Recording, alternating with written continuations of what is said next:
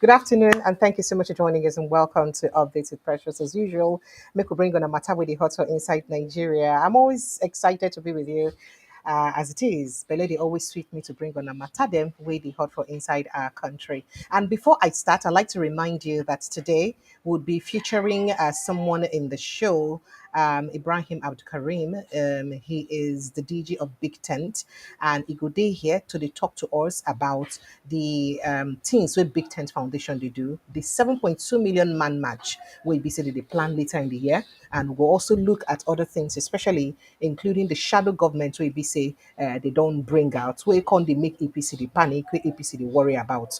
We'll look at the shadow government and how that shadow government will even work out. It is very important. We could break and down to our people, make them understand all of these things and more. So don't forget that 8:30 today, Oga Abdul Karim going to join us on Inside the House to bring insights, and to all of this conversation, make we for fit understand them well and within the matter be. Welcome to Update with Precious, another beautiful day, and it's always a pleasure to be with you to bring on the matter them with the hot for inside the country. My name is Precious, as usual, and it always suits my belly today with us. So make I tell on matter them with the hot, sharp, sharp, sharp as it is hot.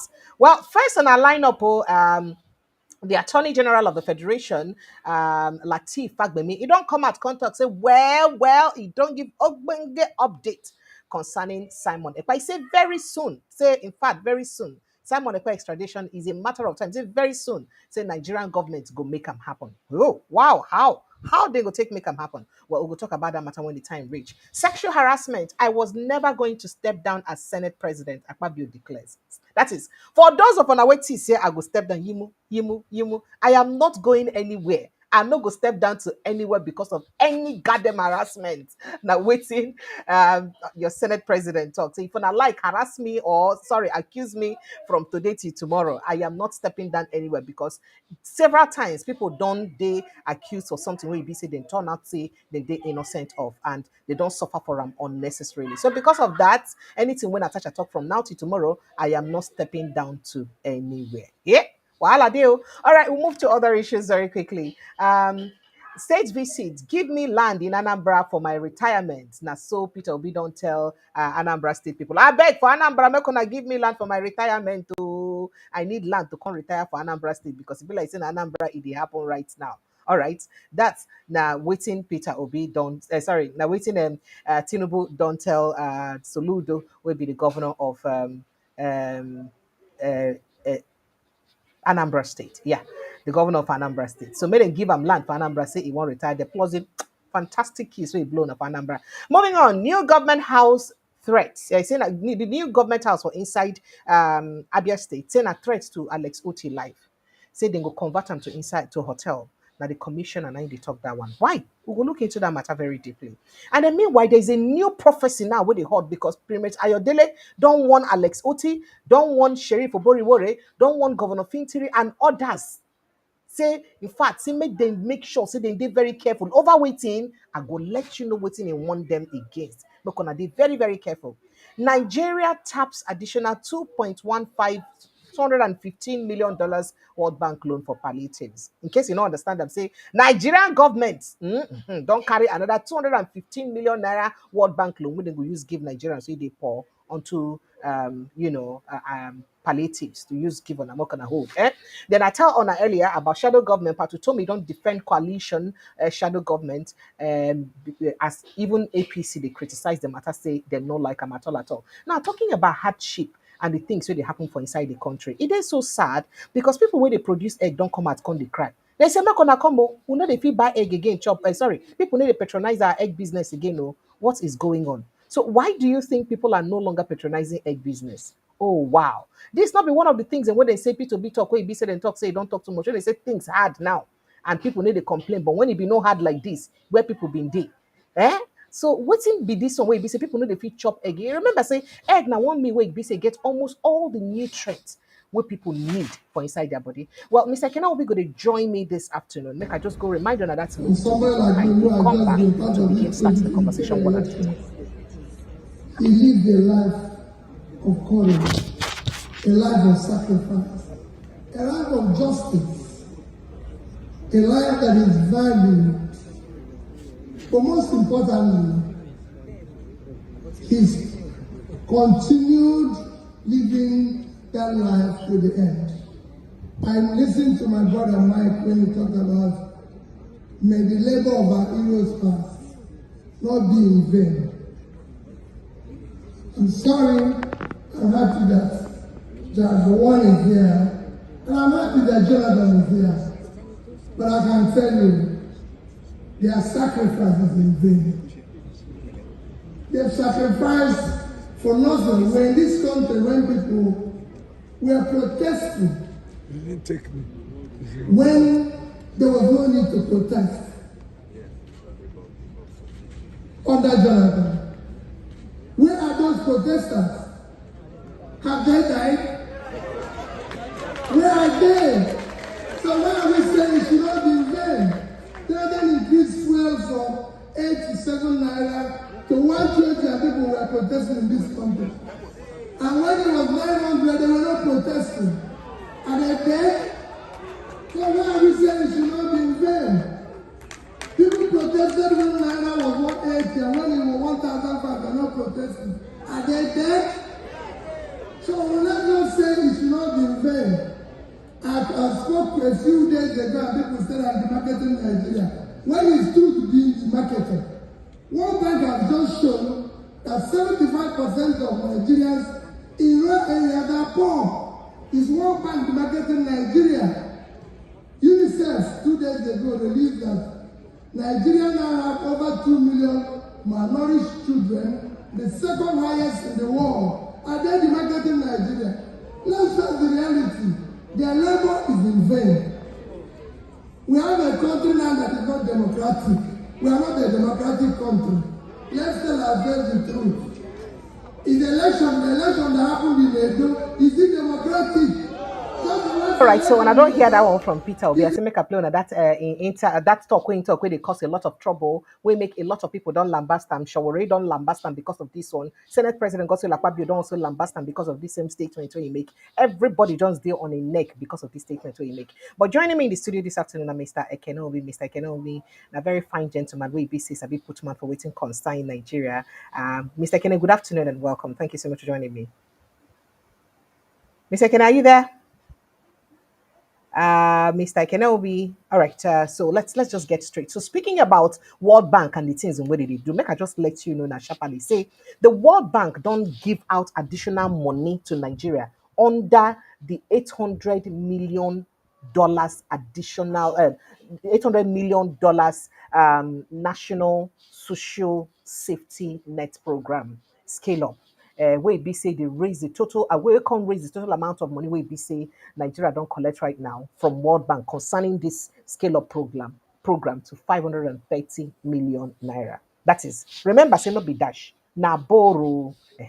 Just say make we dey sure on waiting it be. Now borrow when Nigeria don't borrow again from World Bank. This time around, it don't hit 530 million naira. The same World Bank wey tell us say we don't too owe. In fact, the same World Bank wey tell us say if President Tinubu no dey careful the way he be say he dey manage funds, say he go woski well for Nigerians, so and say more Nigerians go dive enter inside poverty. Now this same World Bank now don't still release more funds again for inside borrowing money to give the poor and the vulnerable. And what people go feel the thing, say maybe World Bank profits help us, talk about at least touchlights waiting it be say government don't do we don't what they don't give them so far. Naturally, if you give someone money for a purpose, you go one day very mindful to monitor the person, whether the person they use that money for that purpose where you give them that money for, or the person just squander the money anyhow. World Bank don't really do their due diligence with Nigeria to make sure say that they use the money on waiting they say they go use them for. Let's dig into that matter. So it was reported that World Bank's official website revealed that the cumulative, that is the total money where be say they don't increase from the one way be say they carried before, report before, now 315 million for inside 2023 to from 2023 now about 315 million. Right now, it don't reach 530 million naira. If you do the mathematics, you will see how much exactly we be say this particular administration don't borrow so far for inside World Bank loan. Make I just quickly give on just a little breakdown of that money. Make you understand how much we talk about like this.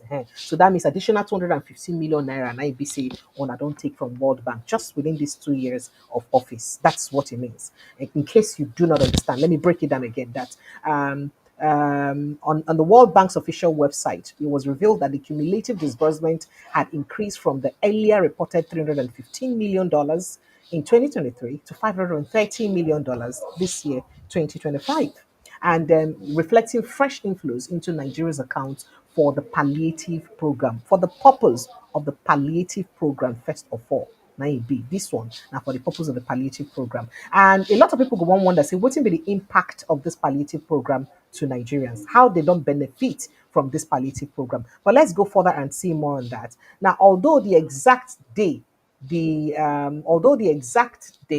extra disbursement or when they pay the money being happen for inside this year, nobody feel really know, and nobody fit independently verify say this na the exact day when they pay Nigeria this money. But findings shows that the World Bank was yet to update the detailed section of its portal that typically records transaction dates as of April 30, 2025, suggesting that the disbursement was very recent and likely made this month.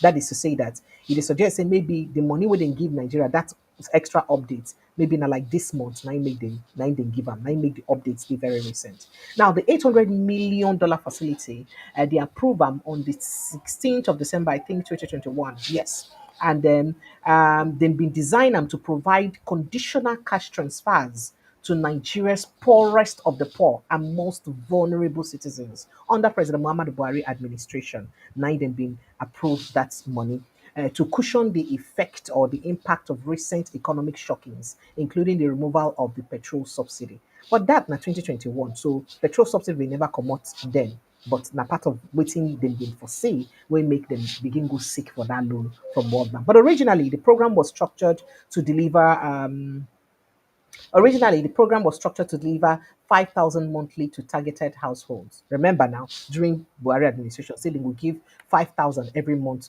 to some household will be the poorest of the poor. However, following the policies change introduced by President Bola Ahmed Tinubu administration, the payment has now been revised to 250,000 naira monthly to for 3 months, aimed at reaching at least 15 million households across the country. That is, make I explain it to you. That is 15 million people. That is 15 million houses will collect 25,000 naira every month for 3 months. And that 25,000 naira every month for 3 months is supposed to help on a cushion the effect of this subsidy removal where they come out now. It's supposed to also help manage some things, help on a use live life better. And a waiting make government add this one like this. They borrow this money where they borrow. Now in October and November 2023, the World Bank under this administration, just to remind you, the World Bank disbursed 300 million and 15 million separately, respectively, that is differently. Now, to Nigeria under the program, a review of World Bank records at the time shows that the cumulative release then was at 315 million naira. But right now, that data don't add additional 215 million naira on top, and making the total disbursements to 530 million naira and reducing the amount available to withdraw to about 226 million naira. I'm not going to go for make a detail on all of this up and down, but I just want to let on know say on I see the high where for where World Bank day, even as in a talk say on I don't they pay up the money them. Mr. Kenobi, good afternoon and thank you so much for joining us. Mr. Kenobi, are you there? Are you there now? Oh dear, I don't understand what's going on. Mr. Kenobi, are you there? Can you hear me? Yes, please. I can hear you. Yes, please. Are you there, please? Okay, I'm calling on you, but you're not picking. Mm, Not. are you here, Can you sir? hear? Can you hear me? Yes, I can hear you. I can hear you. I can hear you, sir. Can you Can hear you hear me? me? Yeah, yeah, yeah. Okay. Thank you. Thank you Yeah, so much for yeah. So joining it's a us. bit Yeah, good afternoon, and thank you so much for just joining trying us. to. Sincere Yeah. apologies for the ups and downs. I don't know if you've been listening in on the conversation, You're welcome. and just thank you. So, No, yeah, well, your just federal just government. just kind Yeah, of successfully connected. So, just mm, okay, so if you just have to chime in on that, if you want to, federal government so far don't collect up to 530 million naira under the scale up program from World Bank to use give the poor, $30 million. the world, $530 million, not 30 million, please, $530 million to use give out to the poor of the Mm, poorest, to use mm, help cushion effect of whatever it is that their policies are. How you take see am? And do you think that this money wey be say they don't give out like this, it really don't dey show any sign of cushioning effects? Remember, say around 2013, then take 2023, then don't take about a total of $315 million. Right now, another $215 million don't enter on top. Do you see these monies actually making impact in the lives of people? Remember, say one of the ministries that they give that money to use disburse that time, better you do. Till now, we never hear account of waiting her probe use be like, whether or not she give her people money, who even benefit from the money. We don't even know a real social register as per people will be say really poor, what did they carry? And no people, Nigerians hardly even know people where they even collect this money, because almost every household no fit tell people, they will talk, say they don't know anybody we don't collect from the money. So I'd like to get your insights on this. Yeah, well, we already know how things happen here, and it's usually, it doesn't really surprise people like us anymore. All right, and they didn't start with this administration, because I remember during COVID, right? Um, Buhari's Minister of Humanitarian Yes. um, Madam Affairs Farouk. or whatever, Hmm. all right, Yes. Yes. had to, yes, she had to tell the public at some point that she disbursed about 500 million when the Nigerian state was the whole world was in a lockdown. Nigeria was among Uh-huh. the countries that were completely in a lockdown situation. And then she said that that 500 million was disbursed to different families to cater for uh, children or so, and then people from the poorest of the poor. And people raised questions as to how the money was disbursed, because there were no movements at the time, and nobody actually confirmed if anything like that happened. That was like the lies were in black and white. But what would Nigerians do? They couldn't do anything other than to wonder, complain, and then the matter went to sleep. So that ministry been has been in recent time what you might call a pipeline or a conduit for so many unquestionable financial stuff happening. If I may have to put it that way, because it's almost like the concentration on that ministry in terms of the money that is allocated to that ministry to purport um, a reach out to the poorest of the poor usually just don't get there. And because when people complain, the authorities that are supposed to listen and investigate and probably prosecute those who are falling short, you understand, nothing will happen. The authorities will not do anything. So it's been like that. So if Nigerian government have received, like the World Bank has stated, 315 and another 215, which summed up to $530 million, and is shrouded in some kind of secrecy.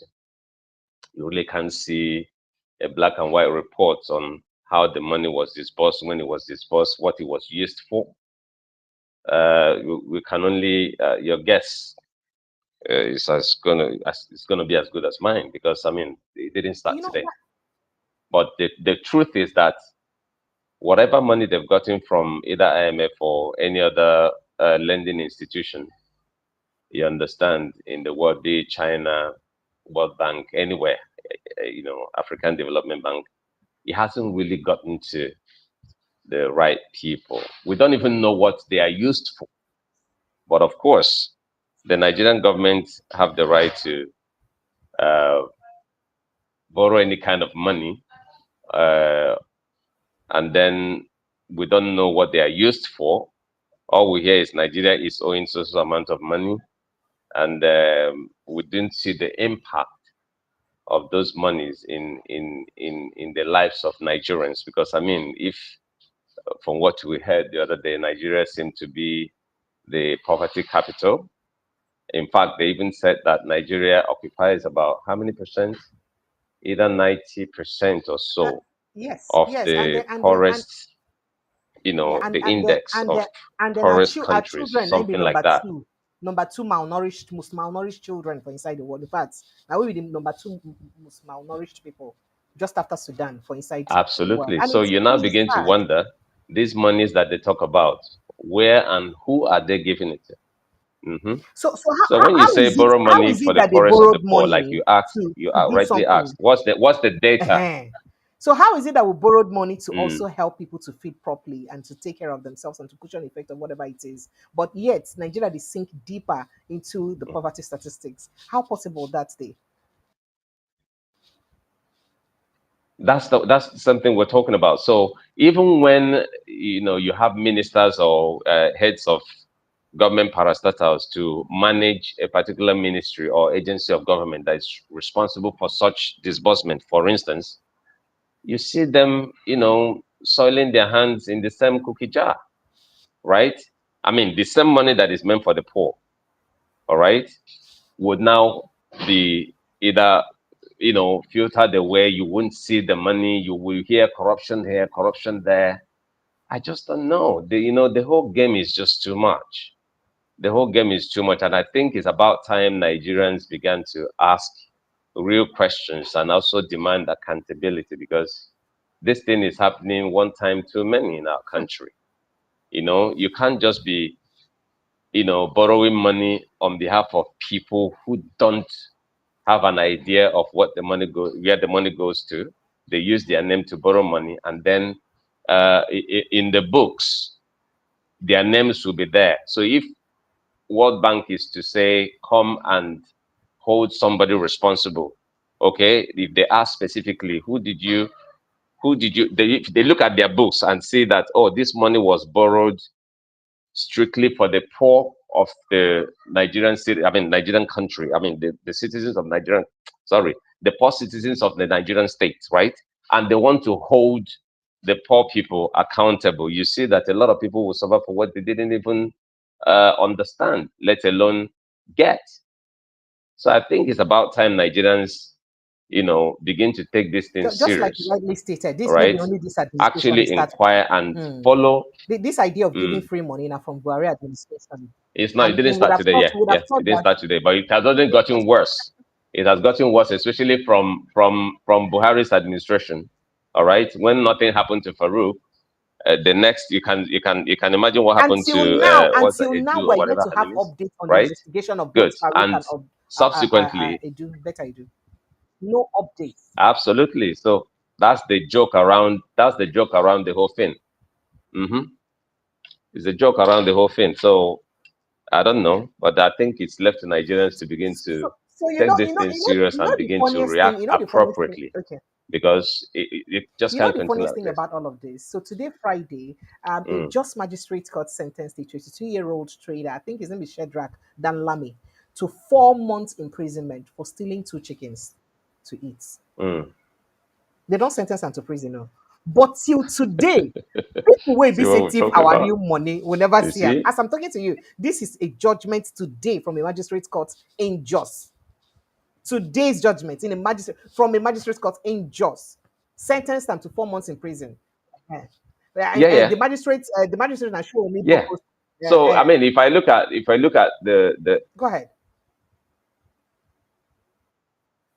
mm, I mean, if you look at the systems curated, be it religion, be it the legal system, its first its first protection is for the rich.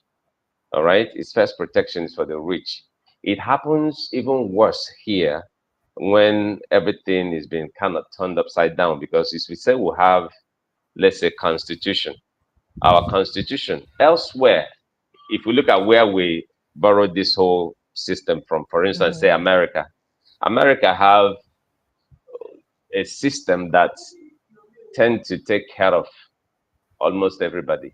Okay, good. So right here, religion, according to uh,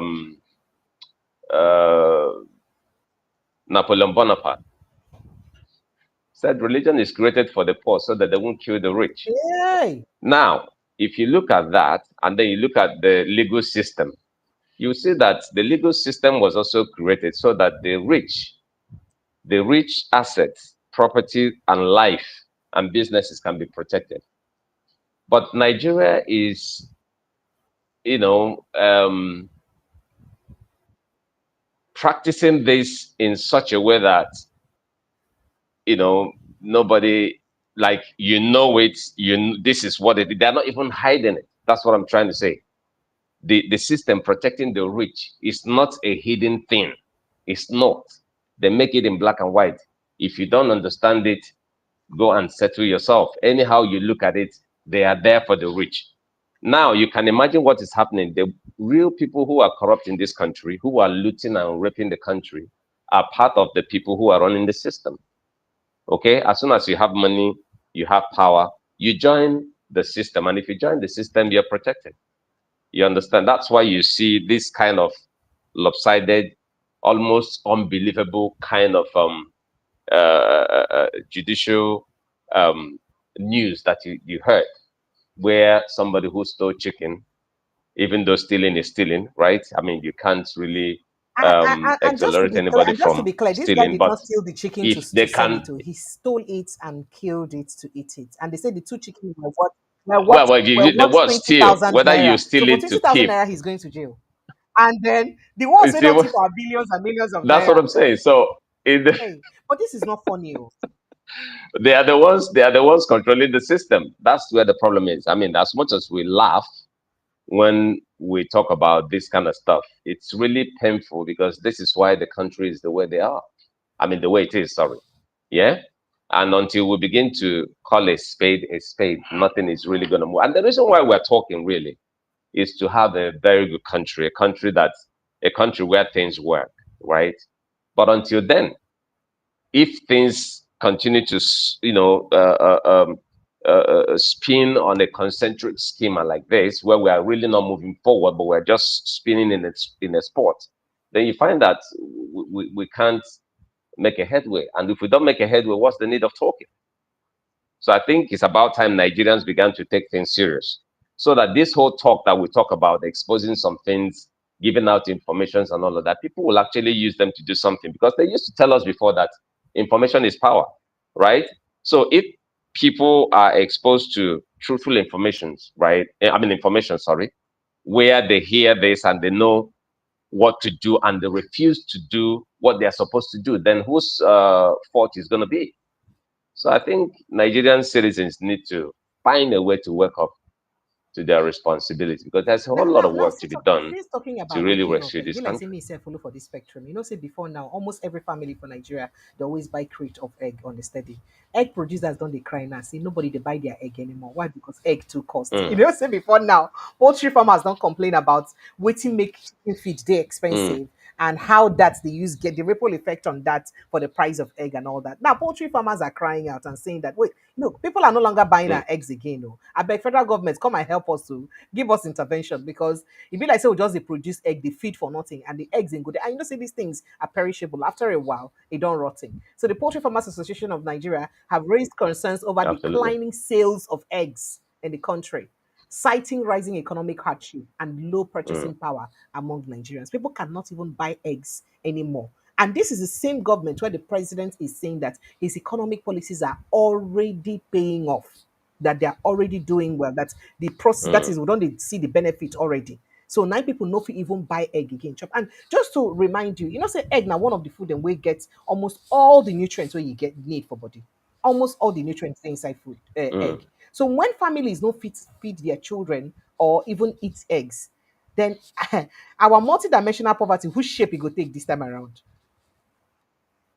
Good. There's a tweet that was dug out. Was it yesterday or the day before yesterday? Right? No, before yesterday.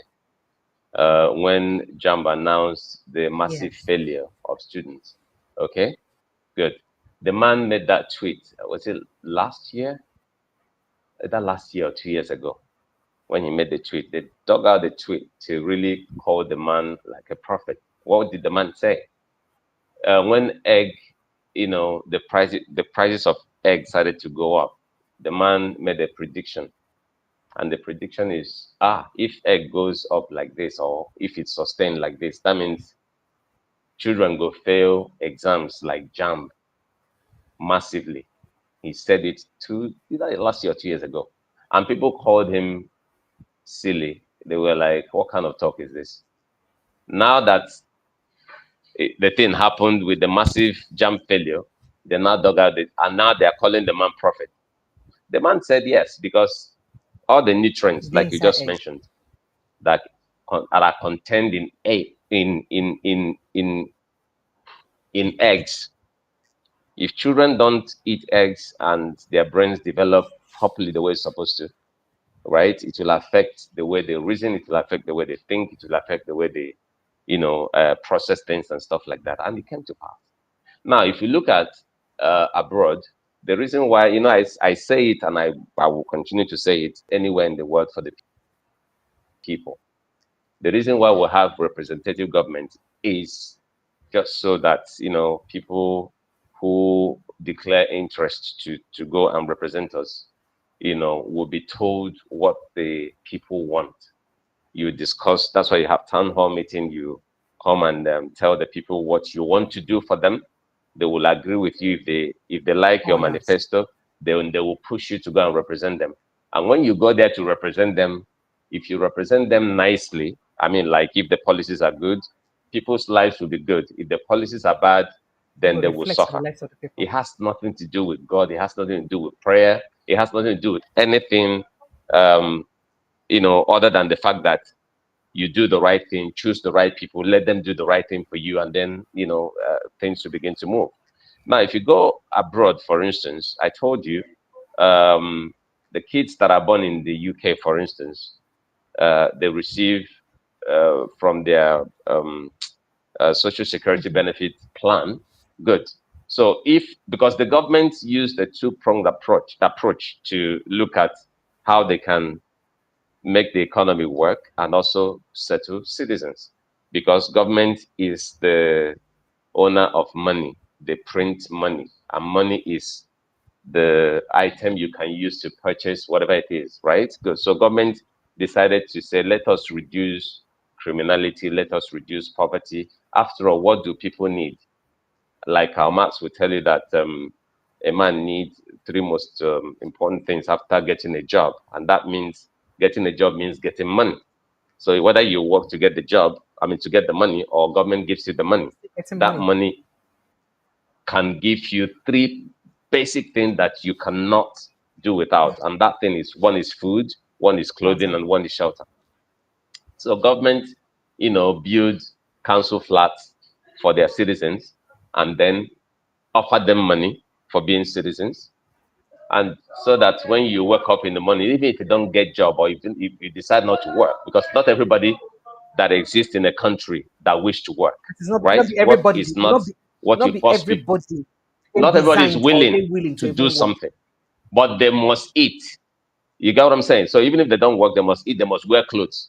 So for you not to have a problem in the society, right, you need to take care of those people too. Otherwise, they're mostly proud of their own lives. Based on the social contracts where people sign with their government, say take our resources manage, or take part of You don't need to sign. It's there in the Constitution. Just saying, based on social contract, because governance now about social contracts. So based on the social contracts, so managing our resources, you too in turn do something for us. And part of this thing with government, where you talk now part of what government supposed to do for people, right?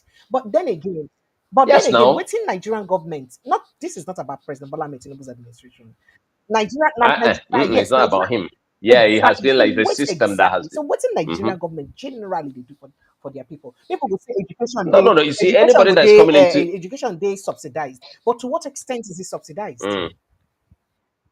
Subsidized? No, that's not subsidy. There's no subsidy in education. There is a structural poverty in education, right? That's even an aside. I don't want to talk about it. See, I just wanted to drive home that egg point. Because if citizens are able to have some kind of money, what is money meant to buy? It meant to buy you the things that you need.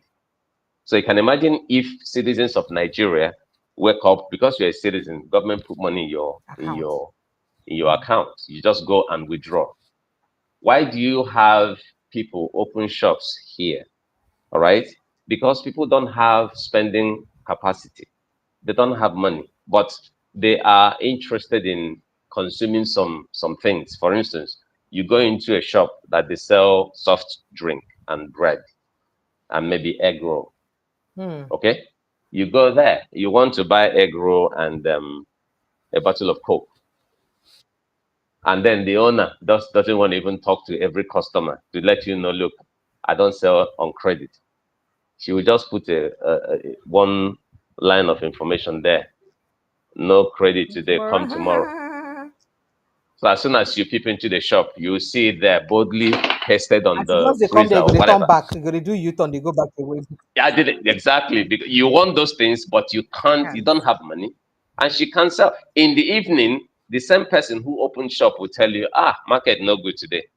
Not be say people no one buy, but they not get money to buy. So everybody go lose. The seller go lose. The person who want chop, no go chop. At the end of the day, business will be bad. The citizens will be hungry. So, and then you said you have a government. It doesn't make sense. So anybody that is coming into governance should be able to have a design of the kind of government he or she wants to run. But no, what you have is people who come into governance here through some kind of opportunity. Most of them are not even prepared. They don't even care. So when they come in, they will now use the God factor. Yeah. Okay, God brought me Yeah. here. Some will say they are Messiah. All those kind of stuff.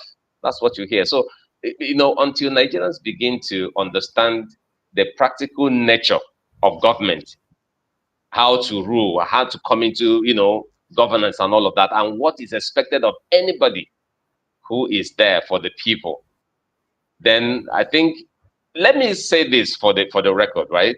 If government begin to do the things they're supposed to do for the people would not. You see, religion, be it Islam, Christianity, people will no longer go to church and mosques like that. They won't devote their time because the things that they need, they get.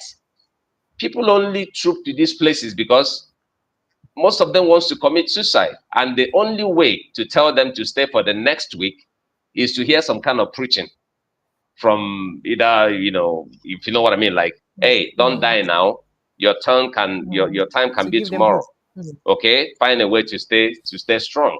It doesn't make sense, and Nigerians have been experiencing this for the longest time. And remember when we started this program, I told you the problem with Nigerian people, African people, Nigeria more so, is because humanity has left us. And until people begin to understand that when you do things for your fellow human being, mm, God will be happy with you. You understand? I mean, you don't need to be religious. You don't need to, um, uh, you know, have any form of persuasion with any faith or whatever it is. Just do the right thing, and you're good. But you see, Nigerians look at what will benefit, or people in authority look at what will benefit humanity, and they will deny you of that and make you become perpetually beggarly, for the rest of your life. It is sad. It, So it, it's it it's is the sad. problem that we have, and until we begin to focus on the right things and say things the way they are supposed to, we'll continue to be in this kind of um, quandary, if you like. Okay. Yeah. All right. Now, speaking about some of the things we can do, I'm going to have a robust Mm. conversation on this in the evening, later in the evening, with our guest, by the way. But the convener of the newly announced Big Tent Coalition shadow government, Professor Opatutome, has issued a rebuttal to critics, including the All Progressives Congress and the federal government voices, who have dismissed the initiative as political theater, unconstitutional, and even rebellious. Now, speaking in a statement titled In Service of Country, in obedience to conscience, the political economist, Patotomi, today, Friday, clarified that the formation of the shadow cabinet was neither an affront to the state nor a grab for power, but a citizen's performance to responsible democratic position. Now, he said, let me state this plainly. The shadow government is not a rebellion. It is not a claim to executive authority. It is a parallel structure to the state. Rather, Okay, it is also not a parallel structure to the state. Rather, it is a citizen's platform for responsible democratic opposition, an initiative rooted firmly on the Nigerian constitution. That's so you talk. Now, make I just explain that because a lot of people, the Nigerian government lambast and winning come. Now, he said that the reason we make him put on, I say, okay, with the complaint, say almost everything we government they do. We don't see successive governments and our administrations fail us. They don't talk, say they could do things and they need to fit live up to what they do. They could get minister for petroleum, for instance, when did they live up to their responsibility? Minister for Finance, Humanitarian Affairs, them, when did they live up to their responsibility? And we just keep talking and criticizing. But instead of talking and criticizing, how about shadowing them? How about also creating people who can copy, mimic what they do? That is, we go create people where we say, you go be minister for health, you go be minister for this. Then anything when minister for health do, where if you say no good, you do tell them waiting you for do, wait for good pass that one where you do. Do you understand? So you keep them in check because I mean I don't think that anybody is a repository of knowledge. I don't think say everybody get them all. You understand? So this will keep them in check, and they go also if now government they won't listen, they'll come also look and say, this suggestion what the shadow government do, a better person what would they do or what they make a better person what would they do, make we go back go copy them. But then the federal government is kicking at it. They say they don't want them. Say they like say they won't come take over their government. They won't do all of those. Why? What do you think? Let me feel your pulse on it. Okay, so let me start by reminding Nigerians that the president of Ukraine today, Zelensky. Vladimir Zelensky, played that role in his comedy Yes. show. All the you see what I mean? Like he played that Even though role it was in a like a comic way, very yes. good president. Exactly, very good president. That was why they believed in him, and then They give them he power. won the election. But let me come back to our own client. During the Jonathan administration, it was boldly Bola Tinubu as a person that time and his APC stalwarts, all of them gathered together and openly announced a shadow government, okay, where they had ministers. This is just like a deja vu, right? I mean, it's not new. And if that is anything to go by, and when it happened, Jonathan didn't say a word. In fact, they didn't even bother. They had their free run. They did all the things that was necessary to um, take the government of the day or make the government look a bit, how will I put it now? Not effective to the lives of the people. And they presented an alternative that would make the people believe that, look, if they get into power, they were going to do better, right? And nobody clamped down on them. So, again, you look at the fact that a person who kills people with machete wouldn't like anybody with a little kitchen Pass it back knife, at all. What are you okay, trying to to stay do at his there? own back, Okay. exactly. Okay. So if that's anything to go by, you now wonder why they are fretting. All right, this whole fret is because they know what that means. If that is allowed to stand without them um, either criticizing or making statements that would make it look like these people want to stage an alternative government or a parallel government, right? That is against the constitution. And I thank God for those who the convener himself and those who are in the whole arrangement. At least they know the Nigerian system. They are intelligent enough to understand what the constitution says.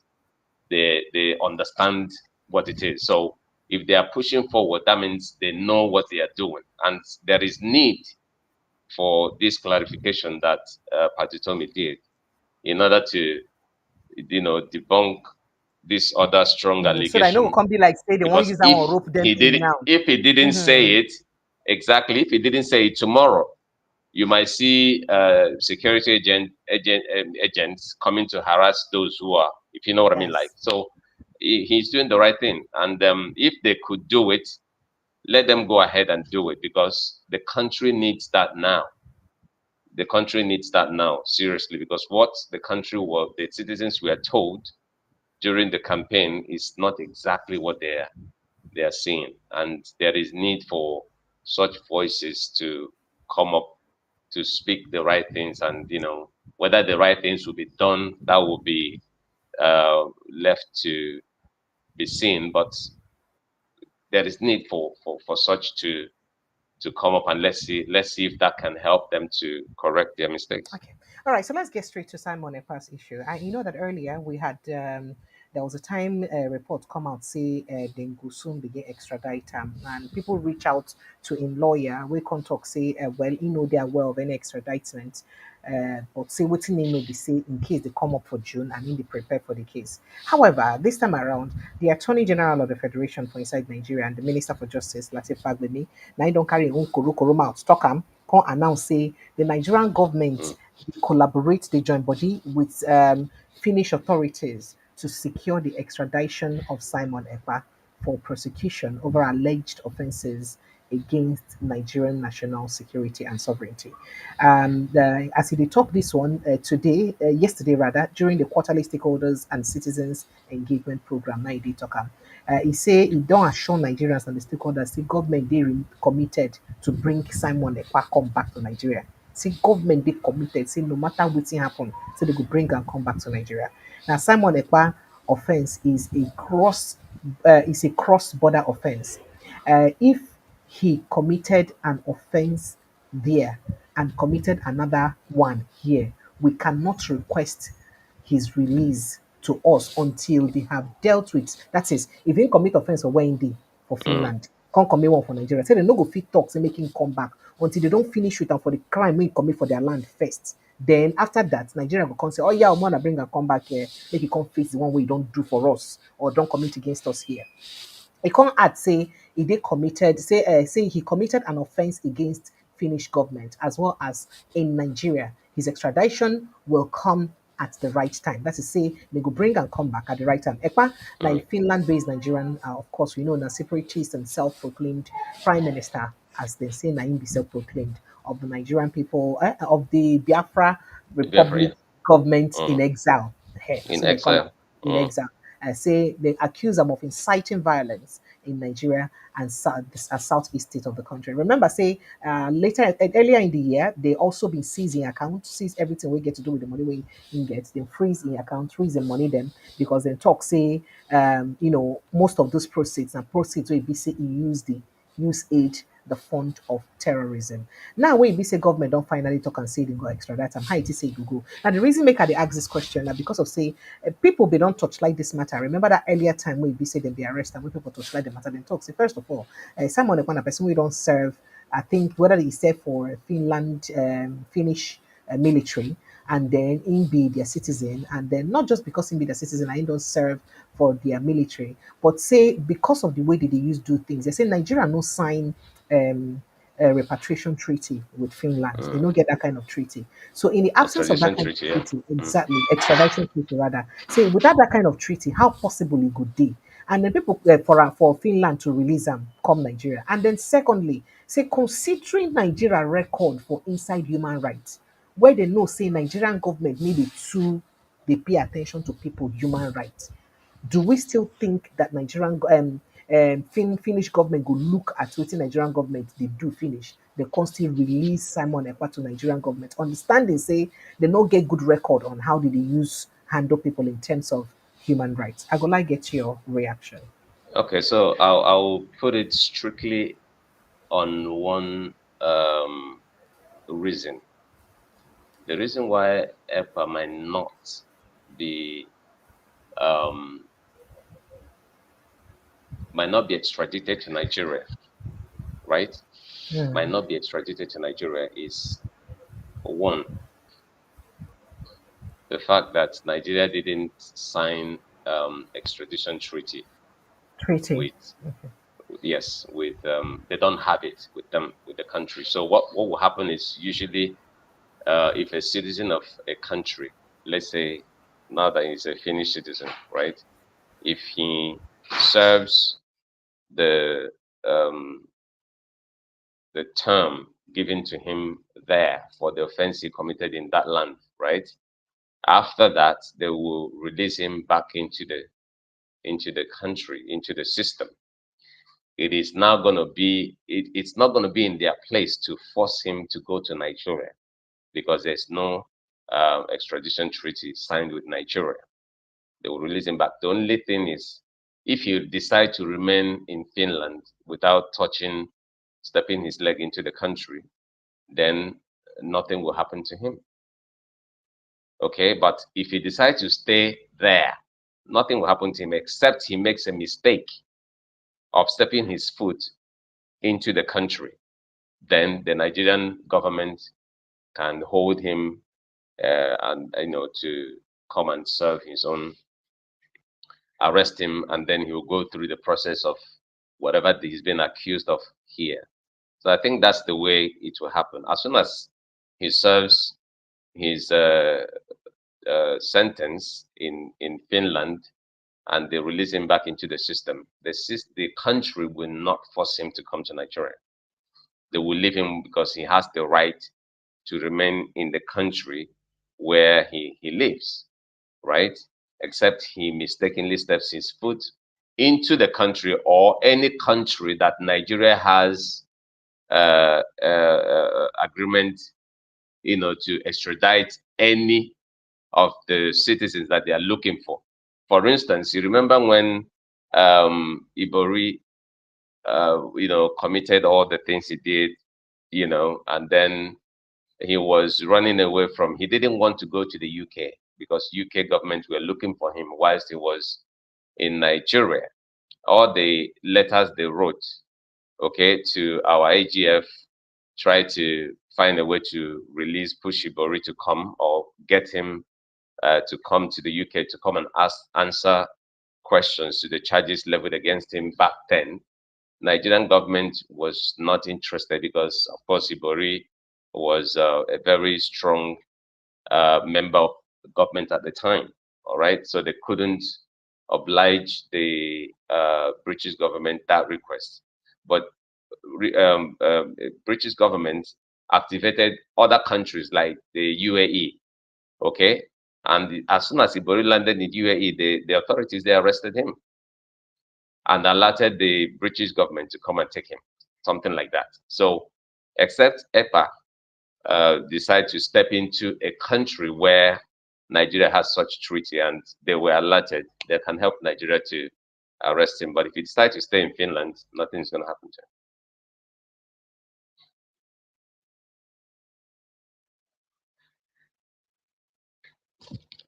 You're muted. Make we enter inside other matter them for you. I for like more to Okay, talk on right, this good. thing, but Yeah, but good. let's leave it for now. And so make we enter inside governance proper, where it be say Abia State government no agree enter inside the government house where Okeze Ikpazo build. You know, so Okeze Ikpazo before in leave government, just at the twilight of his administration, say he don't build government house and say he already done be completed. Alex Oti no agree moving to the place. Alex Oti they work from home. Before now, people should know that Abia State did not have a government house. They were staying, their government house they operate from a rented apartment. I hope you understand me. I'm sure you're aware of this now. That the Abia State government house, that is the Abia State office, they operate from a government a rented apartment. Now DN9, all the other governors they've been don't use for inside Wire, the rented place we be say they don't use. So okay, say Bazo think say the best thing for him now to build a government house. As he can make sure say hurry, come launch am, I mean inaugurate am before internal end. Alex Oti don't look the place and say no go fee stay there. Now Alex Oti people say that place na death trap. Say the place not even be very complete. Say they no go fee stay there. Say they go turn am to hotel. Now people they criticize Alex Oti, say especially people from the other faction say first of all you spent a lot of money, you carry money away from the states, use even renovate your own personal house where you from come work every day. So you go to work from your home every day, also using money from the state coffers to renovate your house, and then you spend a lot of taxpayers' money on that convoy where you carry go to and fro from your house to work every time. That's not waste of fund. Now, if you say the government house no dey up to standard, why don't you put money to build them up to standard? Make it be waiting is supposed to be. or maybe even say make a knockout some side, renovate and do replanner in your own way instead of abandoning it totally, right? But then talk say that place they unfit and they safe for the government to use leave. How you for the governor to use leave?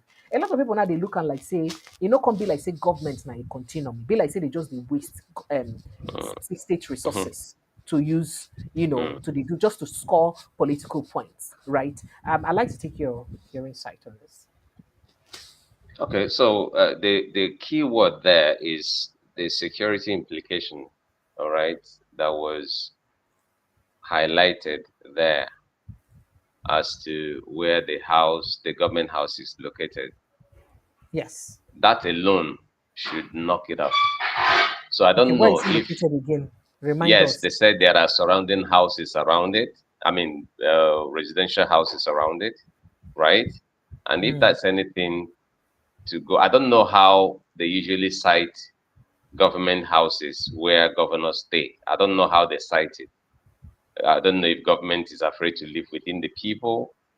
I don't know. But for whatever reason, they talked about security as a Mm. very big thing Yes, because the there. governor will not be living in the midst of private citizens, where Good. they no go So fit tell insecurity and waiting those people will carry for mind against them. that kind of thing. So if that's anything to go by, but you see, I don't also trust Ibazu is one of the most local governors we've had in this country. When I mean local, local in everything, local in thinking, local in Now because execution, I saying give pregnant women 500 naira. Sorry.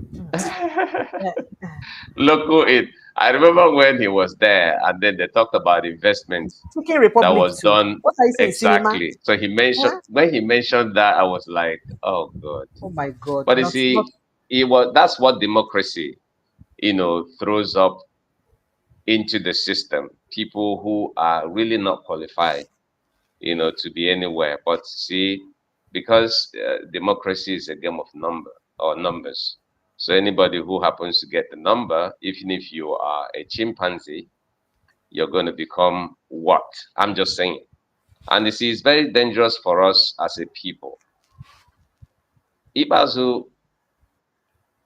actually took Abia State way back, as in way that back, is Azo. amongst other predecessors, right? Even Mhm. Theodoji didn't do any better, right?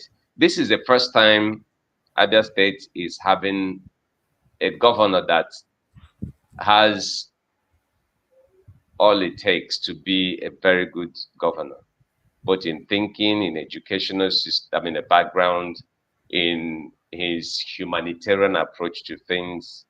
You think so? Um, Because the music is not exactly the same no, thing no, when they no. go to See that Abia the State music, you see, it's per going to se. come real hard. Whatever it is that people are You know saying, why? Because civil servants are also complaining. In don't fact, there worry are lots about of civil servants. complaints. I'm coming about You that. understand? Civil Okay. servant is part of the And in terms of the system that can development, be too, there is easily also lots of deceived. complaint.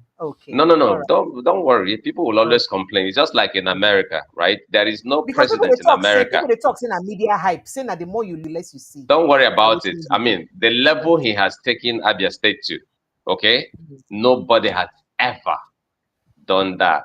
I'm actually looking Today, forward to him turning around Abba. I cannot wait for Abba to good. return back So to his Aba, glory. That's what I before cannot now, wait. Aba was a city of dust bin. Aba at some point became impassable everywhere. The whole express from that Enugu Umuahia to Port Harcourt, Aba area of that road But was a but heap but of. you know why I have a problem with that? I'm coming. I have a problem with that Mm, because I don't understand what they do people. Like I do remember that when Godswill Akpabio was in government and that period, now when mm, Chibika Amechi been the government, if you dey drive coming from Akwa Ibom State, once you mm, enter Abia State, you will not say you don't reach Abia State because the road exactly. automatically becomes bad. Meanwhile, Everything that, oh meanwhile, it's God, a federal road though. But what that's what, Akpabio did was that he used money from the state coffers good. and he And then bought get the side of reimbursement the from the road from the federal. and get reimbursement. But the Abia State governors, then TAOLG and all Joseph That's Carlo, why I they said, look, refused to touch it. The same thing Abia, happened to Ipazu. I'm coming, oh, sorry, because yeah, Ipazu's own was more painful because he's even a friend to Nyesom Wiki, who was mm, also busy doing road. Now, the Port Harcourt Aba Express Road, that express road, Nyesom Wike walked it and ended it at the end of, I think, the end of Imo River, where the demarcation between Abia State and River State is. That end of Imo River. Now, if you see me, they third, fine, reach that end of Imo River. From there, reach about it became unmotorable. To the extent that people had to boycott and do Imo State before they access Aba. That is normally Aba to Port Harcourt, not like a journey of 30 minutes. Because those of us that used to live in Port Harcourt, sometimes you don't shop in Port Harcourt. We go to Aba to shop, right? So Absolutely. in 30 minutes, you don't move from Aba to what's in the column to Port Harcourt to Aba. But it became so difficult that you go get to the route, you go come follow Imo State, and became risky for a lot of people. Now, Igbazu could not even learn from his friend Yesom Wike that, okay, let me use the same state money and also do my own. That road is not even that long because from that Imo River to Abagongon, not even too far like that. And then when you can't reach Aba, to can't even access the Ariara market, oh my God. Now complain for another day. Don't worry. Then I'm Let's waiting at the ahead. talk because all start. of us grew up to see Aba as a city that every country in Africa knows and comes to do business with, you know. And these guys came in 1999. Oji Zakalu did his own. The other Yes. came. Ibazu came. It's almost like these guys were mindless.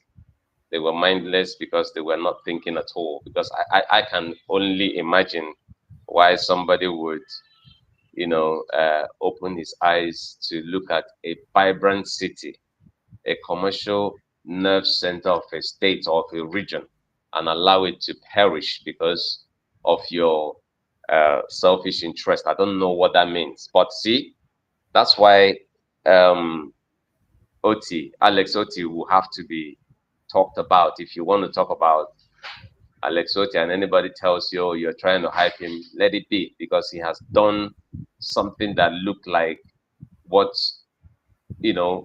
should be talked about. The guy has, so all the criticisms that you're seeing now, it's all expected because nobody, if he had done something, as he came in, he tries to focus. Oh dear, I think network issue. Okay. Those who have been running out of that state now, but because he didn't do anything like that, now they have mouth to come and criticize him. And like I said, there's nothing you do for people that they will not.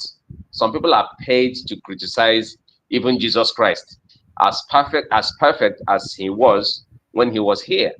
You understand? So criticism is not a big deal. That's why I just mentioned America to you. There is no president that will come into the American system, give it 1 month, 3 months down the line, they're already rolling out different criticisms. Even those that voted him will begin to change their mind. So that is human beings for you. If anything that is being said now in Abia State about Oti is simply because he has done some things that people can identify with, right? And then a lot of people are not happy. So it's very easy to, put him in the puddle, if you like, and then sling him with all manner of dirty things. We know the truth. Whatever it is they say. And however, the only problem I have is that Oti, where he came from, the party he came from, that is utterly in crisis now. I just wonder where he's going to pitch his tent. Like Obi is having the same problem. I just wonder where they're going to pitch their tent in the next election. Do you see But him whether moving or to not the he's APC? going to Because there are be, already rumors that he would move to the I APC. don't even know. Maybe PDP, because there's no other party that I think is viable. But they might have to return back to PDP because that's the party of the Abian people before all of these problems started to happen. So it's just, but as a person, Oti is doing the right thing. So whatever criticism that you see, I don't think it will last. People can always try. They cannot, but the things he has done, the eyes can see, the hands can feel them, the heart can actually identify with them. So I don't think Oh, now speaking about those things he's done, there is a prophecy for him and other people, though, because Premier Yodele has revealed that these governments, in fact, that these particular people in fact, some things go happen if they don't be careful. Now, in a statement mm, through his spokesperson Oluwatosin Osho, Premier Yodele warned the Niger State governor to be careful of political and insecurity crisis as he foresees disagreements between him and political stakeholders in the state. Then number two, he said, Ihukwa Alex Oti of Abia State, I see you in the spirit. And I'm a more in spirit. The prophet warned Alex Oti against ending his tenure with bad policies that can tarnish the good works that he has already done. He revealed that his government will be wrongly accused and that some of his cabinet members will become, don't tell me it's mm, to APC. He urged him to tackle the issue of insecurity in his state and take it seriously. As mm, he also said that as there will be challenges in that aspect. For Imo State Governor, your governor, hey, also quite hope. The hope I see in the spirit him and more is not hoping at all. He said, Professor Yodele said, advise Opozodema to be careful in selecting a successor, as any mistake could be very costly. So if you're not that careful with what I see in the spirit, it could be very expensive for you if you select the wrong successor. He also urged the governor to allow the best candidate to emerge in order to retain leadership in the state. Now, Niger State, he said the governor's efforts will not be appreciated because he will face political and insecurity crisis. Like he's not facing that already now. He will have issues with the deputy governor and key political stakeholders. Alex Oti, I see you again. You keep appearing to me in the spirit. He has all it takes for a second term, but he will have to negotiate it because he will face challenges. And did you understand what he's saying in the spirit? mm, That they will fight him with insecurity, despite the fact that he has done well. His stay in labor is uncertain, whether or not he go see. Because what Ayodele was saying in the spirit, he not fit dey certain whether he go stay for labor, he no go stay for. But because in the spirit he was shaky. Yeah, and I said, and some men politicians will oppose his government due to his rigidity. They will wrongly accuse his government, and he will have issues with traditional leaders. He has started good work and must not end it with bad policies. Some members of his assembly may also decamp, and the thing will come bring faction for the assembly. We go put them for problem. Hope, Uzodinma again. Hope. We keep seeing you in the spirit. He must be very careful, despite the fact that he is making good efforts. Hope is making good efforts in the spirit. He must, maybe not in reality yet. He must, Mr. Kenobi, these efforts reach for reality. I've been for spirit. Not vex, make a complete the prophecy. Not say who they send message in the key messenger. He said he must not make the mistake of picking the wrong candidate for his party. There'll be much confusion, and if he does, he will lose. His candidates may defeat Ihedionha, but he should be mindful. He didn't say will, he said may defeat, so that in case he no win, make you know say na may talk, no be is. But he should be mindful of insecurity. That is not already in Imo State. Work with the poor masses, initiate a poverty alleviation program. That is give people free money and maintain an open policy system. He said there is future for his political ambition if he follows this with keen interest so that he won't create political enemies. He must also be careful to avoid being falsely accused at the presidency. Because what I see is as if they want to jump his head to Tinubu's head. Because what he's seen in the spirit. So he must be careful. He must work on his health and monitor the movement of security operatives attached to the First Lady, his wife. He should monitor that. Now, in Adamawa State, Premier Yodele also revealed that Governor Fintiri, I see you in the spirit. You are about to leave PDP. You are about to leave PDP. And I see you now. You want to clash with Atiku Abubakar. Oh, no. Fintiri, I see you in the spirit. The prophet revealed that the governor will disappoint many of his followers and that he will single-handedly cause crisis for himself. Fintiri is about to leave the PDP. He will clash with Atiku. He and Ribadu will have political issues, and they will engage in a bitter fight. There will be pressure on him, and he will disappoint many of his followers. He will use religious sentiments to promote himself, but this may harm his coming election. He must urgently strategize to remain politically relevant. Many who believe they will become governor will be disappointed. For those of them, hey, governors in the making, you have to listen to this. He will find it difficult to install successor, that is Fintiri, using his political influence. His state must be cautious of major attack, cholera, chickenpox, all of those outbreaks, be careful. In Delta State, nobody worry, Sheriff, I see you in the spirit. APC membership will continue to cause issues in the state, and that will be tension. In fact, there will be a lot of tension with the presidency with you. You see, this movement will move to APC. I see you in the spirit. He stated that the governor will mismanage the party in the state and will clash with his predecessor. Hey, with his predecessor. Delta Sheriff will not be accepted in the APC. Eh? That Delta Sheriff will not be accepted in the APC. There will be divisions between him and Omo Agege, and must and then and must not that Omo Agege too must not relent. Omo Agege, keep fighting, because I see your fighting spirit in the spirit. I see you fighting. Sheriff will have problems with the presidency, Bola Ahmed Tinubu, after the campaign. His APC membership remains uncertain because all the time, it is doing me like this or like that inside it is up and down. He lacks clear vision. He will still clash with his predecessor. Some members of the APC in Delta State may abandon the party because of him, and he will mismanage it. However, they must be cautious to avoid coming back bombing attack in Delta State, because with all of this we may see bombing is about to happen in Delta State. I don't know if you see all of these things that Premier Ayodele is saying in the spirit. So do you still not believe that there is war in the spirit, and these people must make sure they avoid this war? I'm done with the prophecy. Okay. I'm not asking you questions. Okay, so oh my God. What a country, man. What a country. Let me say this, right? Let me say this. I mean, Okay. it's so, like, the level of comedy that we make out of this country every minute of every hour, right? It's unbelievable. Nigeria has become a big, big, big theater of all sorts of things, right? There's no hour in Nigeria's life that you will not hear ridiculous things happening. Okay, so Primate Ayodele, should I give him kudos?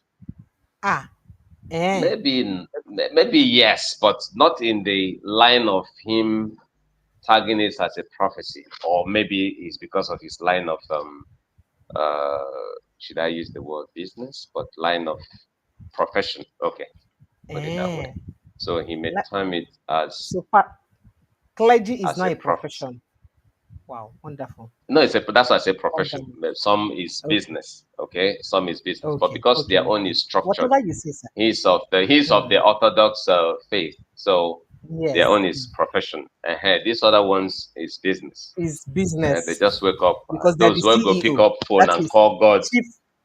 They will call God and say that God called them, but that's okay. Let's even Don't move be making me answer you. Don't let's be even making me move the answer talk you, to the because next I level. cannot talk about the No, anointed. Don't be making me answer you. no, and it's okay, no problem. Okay. So what he has said is not new. It's all it's a good permutation from his own side. We all have our own, but one thing Primate is forgetting is the fact that Nigeria just doesn't work that way. All you need in Nigeria, as far as APC is concerned, is to be first a member and to be in their good book. Then every other thing would work for you. Anything you bring in will Every other work thing for you. shall be For added unto you. instance, So it's like seek every ye other thing first shall be added. APC, and everything shall be added unto Absolutely. you. That Hey, is the way if I it not be a is. woman of God. Hmm.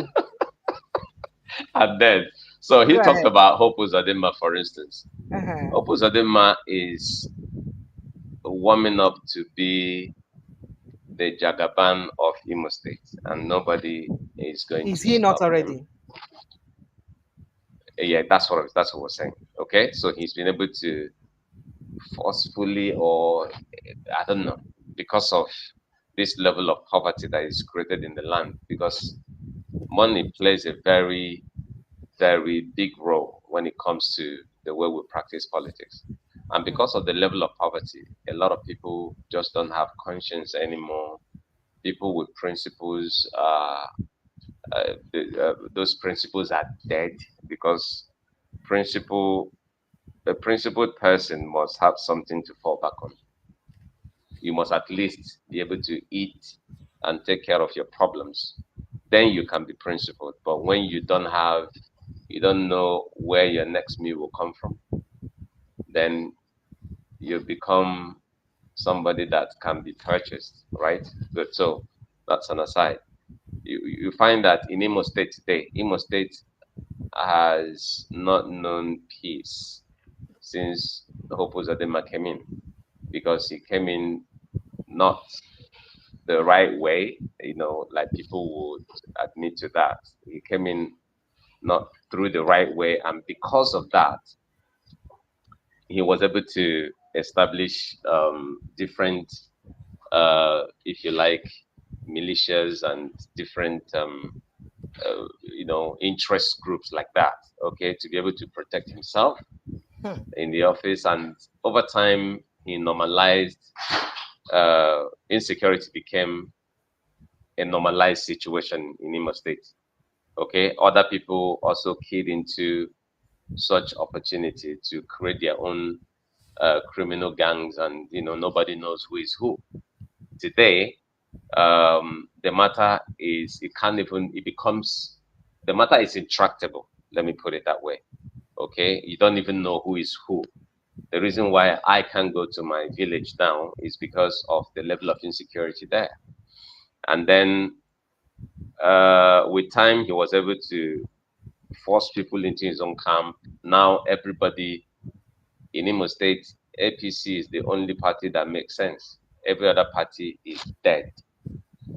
Having said that, you will now find that since everybody is subscribing to the same thing, so Primate might be right to have predicted that, look, if you need to choose a successor, there is need for you to, because a whole lot of people will be jostling for one position. So if you don't choose the right person, I don't even know who is going to be the right person, because when everybody have the same interest, okay, they will tend to bicker.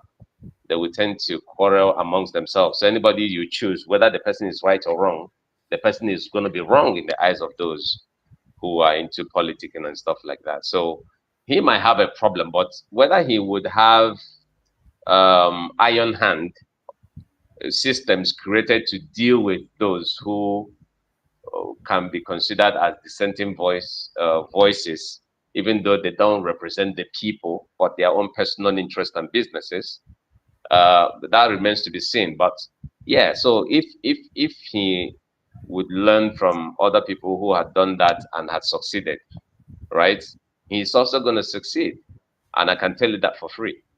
You understand? So Primate may not have seen, because Hope Uzodinma occupies a very strategic position in APC.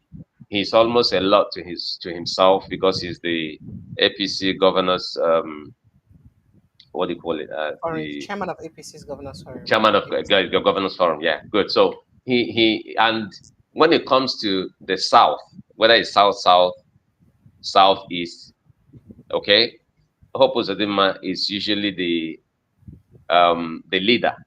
Anything happening from presidency, if they want to ask anybody to go and represent APC, it's usually Hope Uzodinma. And because of that, he has amassed a kind of influence that nobody can take away. And he will use that to push his own interest, right? That's an aside. Then talk about his prophecy on OT. I mentioned that already, that OT is having artificial problems. These problems are not meant to be. But of course, if you bring in constructive criticisms based on either what he did right or did wrong, or what he did wrong especially, then that can be objective. But you see, people who are criticizing him, like I said, if OT was a kind of person like Hope Uzodinma, you wouldn't have the mouth to criticize him, because he's going to use serious hammer to actually kill a fly.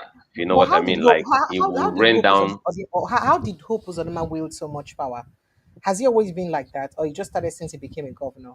If what you're saying about him is true. No, it started since he has always been like, well, opportunity was given to him, right?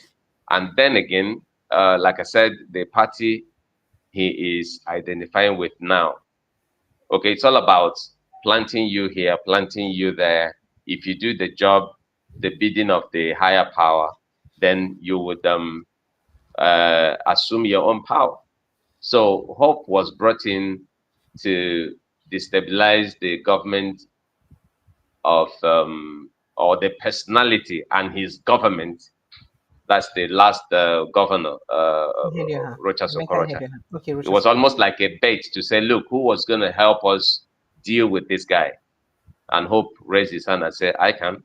Here am I, and then they gave him the opportunity. Remember, when Okorocha's in-law, Uche, what's that's name? Uche Kano, whatever his name is. Uche Sha, you know what I mean? Yeah, Uche won the primaries.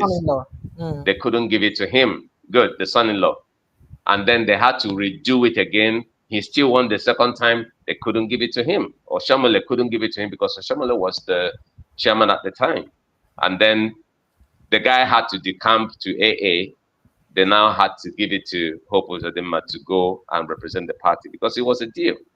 Because of the fact that Okorocha declared that he was going to run for presidency if APC zones the opportunity to the south. And because Bola Tinubu had already had the ambition to become, he wouldn't want any other kind of voice. To plan like 5-10 years ahead of us. A long time ago, a long time. A long time, because I knew when, you know, I said like, Nigerians, wake up, wake up. They don't set the machinery, exactly. Everything in motion. Goodness. You understand? So that was the deal. That was the deal they gave to him too. And then he did the job perfectly, nicely. Okay? After the Okorocha lost the bid. Where that's in big monument when been built across on the states. Hand of God. That you just mentioned about big monument. All that houses he built, big gigantic edifice like that with the lowest quality of materials is the same thing that Abia State former governor did. You see that edifice you saw there. I can imagine if you enter inside what you will see, because the guy was. I mean, what's that? Ibazu was a local man. You mean the man that gave Abia State their only flyover, and was giving women had 500 naira. Because do you know what 500 naira would do for women? 500 naira. You know, women could use 500 after them born. They go use and enter Keke Go house. If you want to join comedy, right? If you want to join comedy, I can link you up. Look, you're a very big comedian, but that's okay. That's okay. Let's keep making comedy out of this whole madness going on. So yeah, that's the kind of Primate Ayodele is saying things, reeling out the possibility of what he thinks might happen. Think that there's some truth and these things are easily readable. So somebody of course. mentioned in the comment they're easily readable. You can. One Frank Oba just mentioned in the comment section that Hope Uzodinma don't lose favor from the power in the center. So right now, saying Benjamin Kano, your brother from don't lose what favor? Don't lose favor from the power in the center. That is, it'd be like saying no, they're attractive again.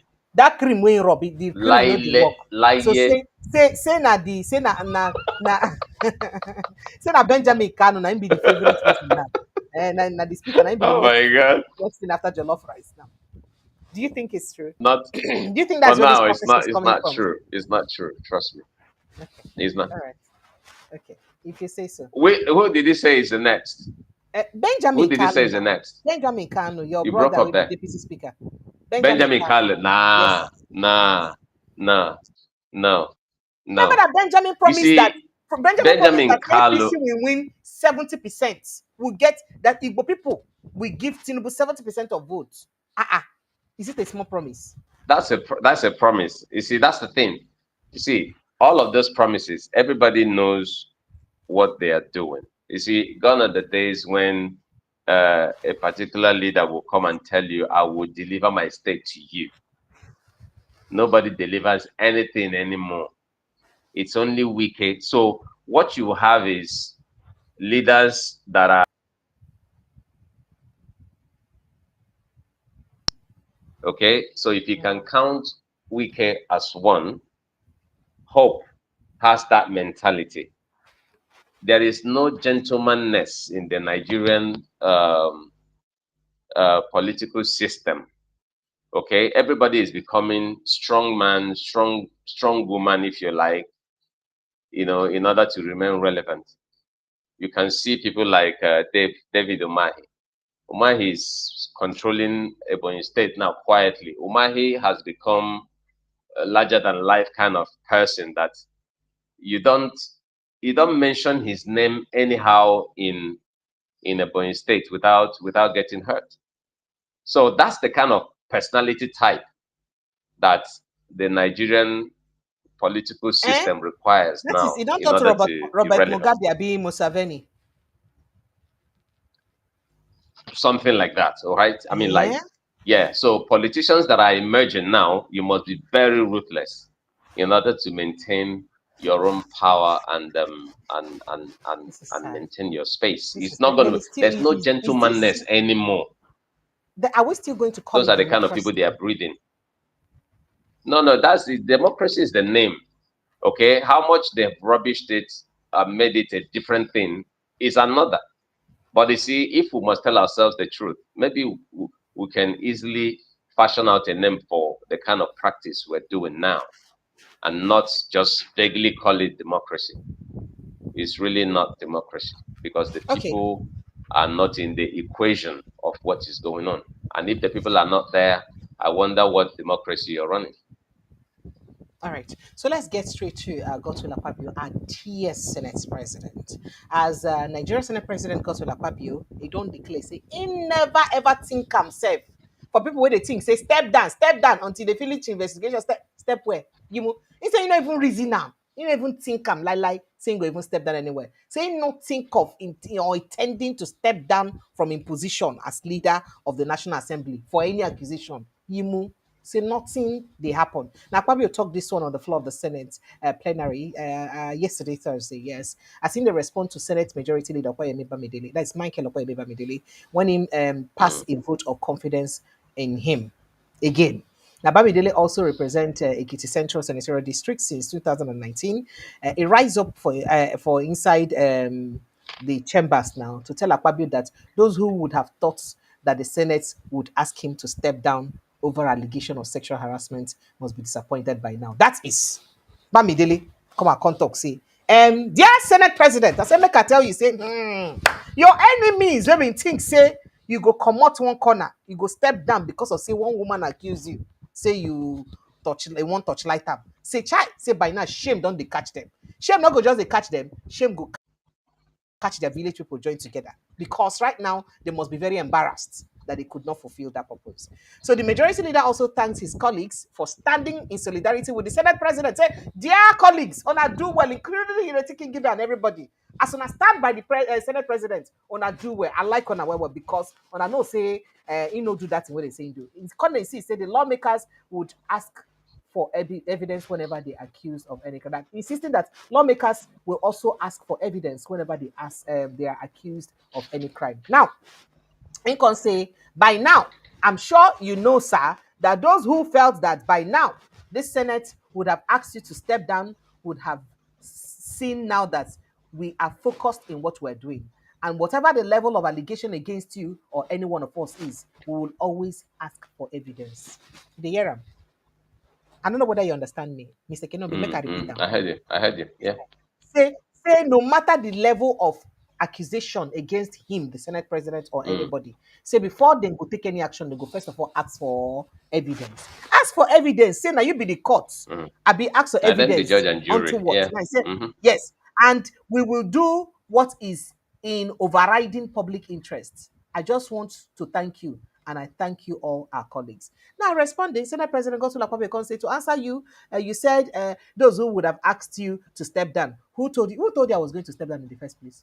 Who told you I was going to step down because of false allegations? If you watch the record in America, there are black people. In fact, make a good player, make it for here, make it not be like me talk make a good player, make it here where the Senate President talk then you can't talk your own because you know see they say those who would have asked you to step down. Who told you I was going to step down? You know, if you watch what the current revelations in America, you realize that there are some black people, because of their skins, who went to prison, sometimes 37 years, sometimes 27 years, some 25 years, for false allegations. So I'm not one of those people who that you say will step down for false allegation. Then when eventually it is proven that the allegations were false, they will say, oh, we were unfair to Akpabio. No, I'm not that bad. So if you had that in mind, please cancel it. So having said that, I must thank you for the words that you have spoken today. But I also know that in the course of your speech, you did not indict, but you reported the Honorable Minister of Defense to the Senate. I think the Senate will look into that issue. If the Honorable Minister of Defense has any objection or any issue with any resolution of the Senate, he shouldn't do so in the market. He should get in touch with the Senate President or the Senate elders. Senator Ninki, I think I'm speaking your mind. He should get in touch with us, not to go and speak in the open. And it will amount to executive, legislative brouhaha. So we'll take that up at the appropriate time. So I thank all my colleagues. I thank you for the confidence, and I assure you that we'll continue to do our best. But most especially, the credit goes to the 10th Senate for remaining focused. Accordingly, this Senate is hereby adjourned to Tuesday, the 13th day of May, 2025 at 11 a.m. prompt.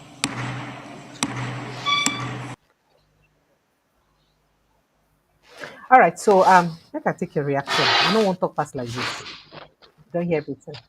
So again, I'd like to ask here, I mean, those of you that you have lived, not just visited, sane environments, whether or not the acquisition is true, what is the ideal thing that happens in other environments, in other clients? I would like to know. I beg, please, you guys that are calling for me, especially those abroad, I'd like you to jump in on this conversation because I would like me Nigerians understand how things happen for other areas. And nobody, this is not me saying that somebody who, can be accused wrongly and be forced to leave their office because they accuse the person wrongly. But in an environment where things they happen, really, if something like this happen until then find out the truth about the matter, wouldn't be the right thing way the people where they in charge supposed to. That's one. And then secondly, I beg, if something like this happen, now the accused now they ask for evidence first. Or now the court now supposed now the person we accuse the accuser supposed to submit in evidence to. I beg we just want to understand these things and the way they make marry how things did for Nigeria and other countries. Mr. Kenobi, sir. Okay, so like I said, it's laughable when you hear things like this, and I wonder what those who pretend to serve the people, because again, the word serve is missing in our dictionary. People who are in public offices are not there to serve the people because there is what we call public trust. Public trust is the key here. So when the people give up part of their sovereignty to say, go and represent us, you're not there for yourself, but for the people that elected you to go and represent them. And the public trust must be maintained. In other words, you must have, as much as we are not perfect, but you would strive towards perfection. That's why there is need for anybody who is going into public service should have certain expected behavioral pattern, okay? Not like there are certain ways you're meant to behave in order not to breach the public trust. And one of those, because I mean, I clearly talk about humanity here.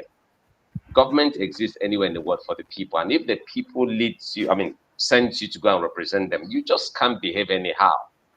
Again, I talk about the quotation by Thomas Jefferson, where he said, when the people respects the government, when the government respects the people, there will be liberty. But when the people respect the government, there will be tyranny. So in our book, it is taken that the people of Nigeria, have the sovereignty, right? More like they are the employer, while they have employee to go and work for them. But in reality, the Nigerian hoi polloi are the employees, so to speak.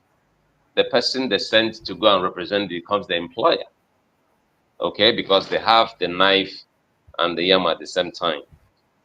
I feel so ashamed when I hear a public officer at the level of SP speaking like this. But it doesn't surprise me at all because I know the country we live in, how things are done here. So again, it didn't start with him. He only came to do his own. And when he leaves, another person that will become either Senate President or any other highest public office holder will do theirs and nothing will happen because they run this thing like it's their private property. Okay, and then nothing will happen. They are the system, they are the institution, they are the enforcer of whatever they are. So whatever that happens within that circle, who is going to hold them responsible? And again, you talk about democracy. So you have legislature, you have executive, you have now there is big fraternization between the legislature and the executive.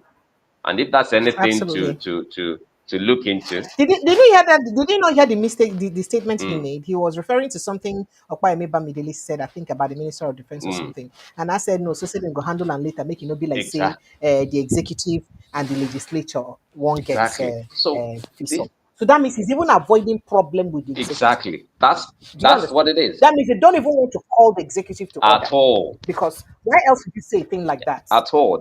Are you is the legislature that they said they stay to serve the purpose of the executive That's or to that's what we're checkmate them? Which saying of now. them? So these things are said publicly, and nothing will happen. So you and I will hear, feel bad about it, but we can't really do anything, right? Because they have the yam, they have the knife.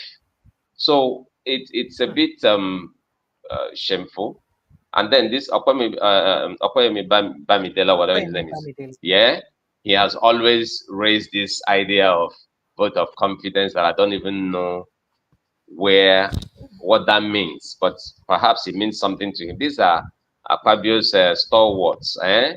And being a stalwart, you know what it is. I mean, they will always want to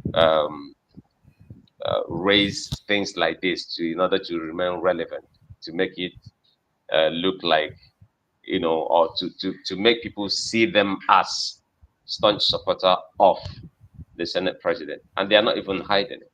The unfortunate thing is that the Nigerian people can't do anything really because they are talking like judge and jury. So in a matter that you are heavily involved, you wouldn't even allow the courts to look into it and then um, make a verdict on it. You are the one telling people either you didn't do this, you're looking at resigning. Because if you look at public trust, one of the breaches of public trust is something like this. And like you asked, if this kind of a thing happens elsewhere, the first thing is to step aside because you are serving the public. But they don't serve people here, they rule people. That's the difference. And if you're ruling people, then you become lord over them rather than you respecting the reason why they sent you there. I think that's just the clear difference. Yeah. All right, sir. Okay. Let me You me quickly too. let Nigerians know that the Right. phone lines are open. Good. Yes, I can hear you. Let me let Nigerians know that the phone Mm. lines are open and they can jump in on the conversation. Thank you so much, Mr. Kenobi, and sincere apologies for taking away large chunk of your time, almost 2 hours of your time on a No, Friday, it's all right. bubbly It's Friday. okay. Look, Thank God anything it's to Friday day. I mean, you're on a t-shirt. So absolutely, Friday, you're on a absolutely. t-shirt. I can imagine what will happen after That's so now. now. So forgive me for taking your time. No, no wahala at all. No Nigeria's phone wahala. lines are No open. You wahala. can jump in on the conversation in case you have a few questions to ask or counter or comply with what Mr. Kenobi has said. Please kindly call in. Unfortunately, I can't show you the number anymore. But the number to call is 0817 4077. But it's that number is also on the comment section. So if you just go straight inside the comment section, you will see that the comment is already pinned in the comment section on YouTube. And just go straight to that pinned post. If you open it, you see a link. That link will direct you straight to inside the house to jump straight here into the conversation. So let's get to feel your pulse on what you think about all of this development. Or you call that WhatsApp line 0817 029 That's a WhatsApp line 0817 029 okay. All right, that's the number to call. There are other updates, but maybe we will get to take them later in the day because we hear say Yahya Bello versus Court that Court has said they will rule on EFCC's request to cross-examine their own witness later on. And yeah, so some other matters than we be say they happen for inside the country. But let me quickly take your WhatsApp messages very, very quick. Sorry, your YouTube messages very quickly because I see quite a lot of reactions here. So I'll start from the bottom. Elliot Ono says Kano has been in detention for 10 years, and you think Simon Ekpa is going to be deported back to Nigeria. It's not going to happen. You really think that those people in abroad really like you guys so much like that? Well, I pray that they really do like us that much and care about us that much. Maduako says, in any sane and advanced society, Akpabio would step aside and defend his integrity. He needs not to be told his integrity. He needs not to be told by anybody to resign. He has lost the respect for most Nigerians. And Elliot further says there is no way the EU and the European Parliament is going to allow Simon Ekpa to be deported back to Nigeria. Nigeria doesn't have a good reputation. Ekpa is a Finnish citizen and served in Finnish army. Chuka Ekwe says, when our political fathers are done with us in Nigeria, then would face their children, God forbid, they will face their children in power.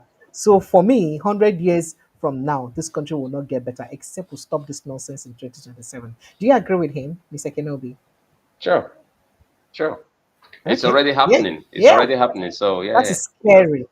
That Mm-hmm. is scary. Now, No, Frank no, Oba it's says happening. an Yeah. example is an example is when they were setting up South. Okay, the Frank Oba, he was the one that said that Hope Uzodinma is losing favor from the center, and is the favor is now going to Benjamin Kano. He said an example is when they were setting up Southeast Development Committee, and Hope brought the chairman, and it was announced 24 hours later that he changed and got somebody who's favored by Speaker. Right, so that's so. Now, example when give you EG for example, and Chief Boy Augustus say, I'm precious, na anointed prophetess. Don't try me if I not be a woman of God. And Madoka says Abia is with Alex Oti and Peter Obi, and Abians are so politically enlightened as to know what is good for them. That's what you said. And he further said Nigerian government can't even eradicate Boko Haram bandits. Why you want to prosecute Simon Ekpa? But modern lamination. That's what you said for your soldiers first. Okay, buy modern ammunition. I think that's what you're trying to say. Buy modern ammunition for your people first, precious. Because Simon Ekpa is from the southeast. That's why. Do you think that all of this thing is because Nnamdi Kanu and Simon Ekpa are southeasterners? Do you really think that if they were from other parts of the country, that this case wouldn't hold this line? Mr. Kenobisa? I'm not sure you can hear me, but let me move on. Lionheart says the super core Abakari should be extradited to US as requested. Yimu. They don't go agree. Obi to Obi says and nothing Nigerian Fulani cannot do in order to stop liberation of Biafra. Ngozi Ilu says they should finish the headers ravaging the country and leave Simon Ekpa. And Ekpa is not the problem, their problem. Release Mazen Namdekanu and in Oyendo Kano before talking about Simon Ekpa. You people are waiting in vain. Chichi says none of you Igbos. Oh, please, I will not even take that insult. I pass it back around to you immediately. When will Nigeria come out from this mess? Uju Adiele says, laugh, laugh, laugh. They gave it to who? Okay, I see you. I see you guys. Cheap boy, I see you too. Matthew says, Prepare, how are you doing? I'm very well, thank you. How about you? Chooks, good afternoon. I see you, Chooks. Thank you so much. I appreciate you. Yeah, I appreciate all of you. So, Mr. Kenobi, let me release you so that I'll go prepare. You guys don't forget that we have a major interview in the evening. Prince Francis Chilaka will be joining us from 7 p.m. And at 8:30 p.m., Mr. Ibrahim Abdukarim will be joining us, the DG of um, Big Tent. He'll be joining us on the show. You go break and down. In fact, I go make us speak pidgin English because he could tell us everything about this 7.2 million man match we basically plan and everything about this shadow government and everything. And he go even talk your own side concerning waiting concern P2B, sorry, waiting concern Tinubu administration and waiting think about Tinubu administration. And it promises to be a very great conversation. Hello, good afternoon and welcome. Mr. Kenobisa, let me release you to go. Hello, Yeah, no, no, I'm comfortable. Hi. good afternoon. Good afternoon. Is that Precious? Yes, it is Precious. You're welcome. So, what's your name? Where are you calling from, sir?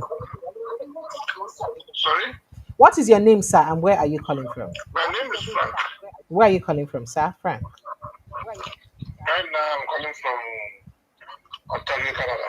All right, you're welcome. Go ahead, sir. Yes, it's as regards to your conversations. Yes, sir. Okay. The truth is that, like you said, in an advanced society, if Akpabio was to be in a society like ours here, Mm. he should have stepped down by now.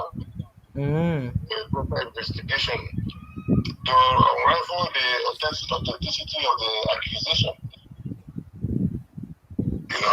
But in his case, he's becoming the judge and the complainant, Mm. which is not fair enough Mm. in the principle of fair justice. Secondly, Benjamin Kanu is gradually taking over the Southeast. There's a group they formed, they call City Boy. Mm. This City Boy, what they do, they have in the whole local government in the Southeast. These are all in view of 2027. He's in charge. While Hope is a member. Hmm. So the people, what people initially, yes, it was everywhere. But gradually, he lost favor. That is hope was on him And now. yes, then Benjamin kind of took over. Even when they came for the burial of Iwanyao, Hmm. he did not receive the deputy speaker. Hmm. Then the deputy speaker followed what's his name? Roger Sokoraja to his country home. Hmm. While he was supposed to go to Imo State government house.